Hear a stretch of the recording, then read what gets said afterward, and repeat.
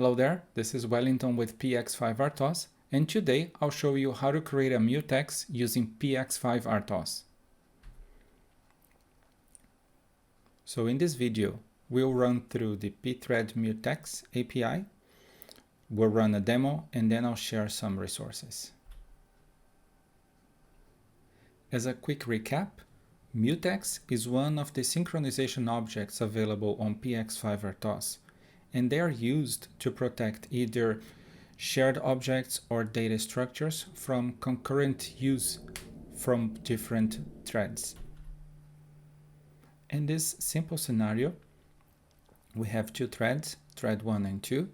Thread 1 is running and it has locked the mutex. And because it has the mutex, it will also have access to this shared resource. Thread 2 tried to lock the mutex, it could not because it was already locked. So now thread 2 has been suspended or blocked until the mutex is available. Once the mutex is available, then PX5 RTOS will give this mutex to the highest priority thread. In this case, thread 2 is the only one waiting, so it would get the mutex.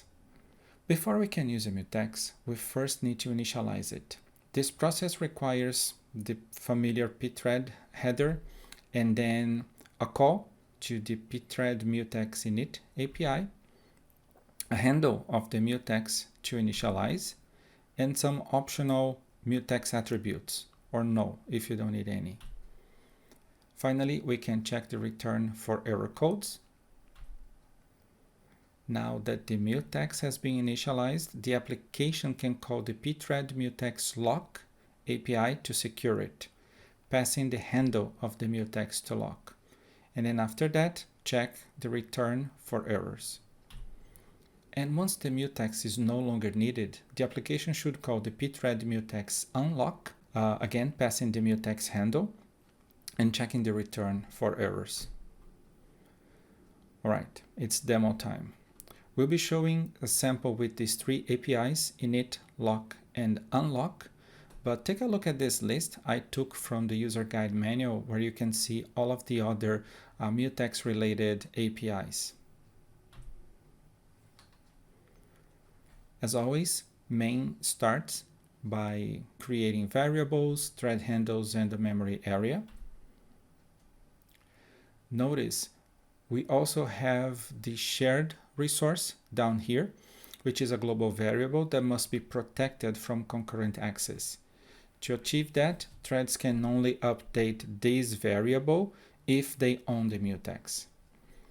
Okay, so in line 5, we start PX5 RTOS by providing a random number here for pointer data verification, which we covered in a different video, the memory area and the size of that memory area. This will convert main to a thread, which is now running with the default priority of PX5 RTOS, in this case 16. Next, to create a mutex, all we need to provide is a handle to the mutex and any parameters we need. In this case, we don't need any, so we're passing no. So see, the mutex shows up now, unlocked. Next, to create another thread, all we need to provide is a handle to this new thread and the entry point for the thread. Okay, here we can see the child thread created, also with the default priority, and is ready, waiting to run. At this point, main yields, allowing child to run. So child is now running and it will increment its counter. Now the counter is at 1, and then child thread will try to lock the mutex. Since the mutex was available, it is now locked and owned by the child thread. Now this thread can update the shared resource that is protected by that mutex. There you go. It has been updated to 2. Child thread will now sleep for 1 timer tick. So child thread, as you can see now, is blocked, waiting on the timer. This will give main the opportunity to resume and increment its counter, now at 1. And after that, main will try to lock the mutex, which we know is not available. So when we try to do that, it has been also suspended, waiting on the mutex. Since both threads are blocked and there is no other thread to run, this could be a great scenario to get into some sort of power saving mode. Well, the timer interrupt will wake up the child thread, which then resumes.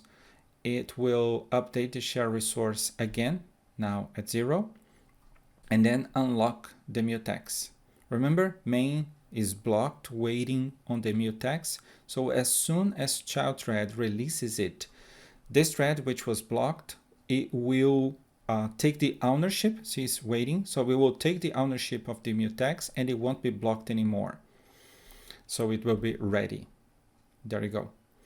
Notice the mutex is still locked. Now it has changed the owner, so now main thread owns this mutex, but main will not preempt child thread because they both have the same priority.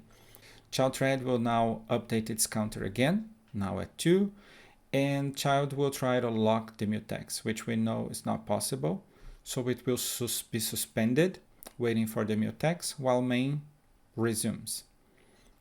And it will update the shared resource. Now it updates the shared resource, and it will sleep for 1 timer tick. Going back to the scenario where both threads are blocked, and this goes on and on. That's the demo I had for today. Now that we covered the basics of working with mutexes, you might want to take a look at some of these additional APIs, like the pthread mutex try lock, which is similar to lock, but instead of suspending on the mutex lock that is not, if that's not available, it will return an error immediately instead. The mutex destroy is used to destroy any previously created mutex, and if the mutex is still owned by any other thread, an error will be returned. We also have the mutex attribute set protocol, which allow you to define priority inheritance, a very important resource to avoid priority inversion.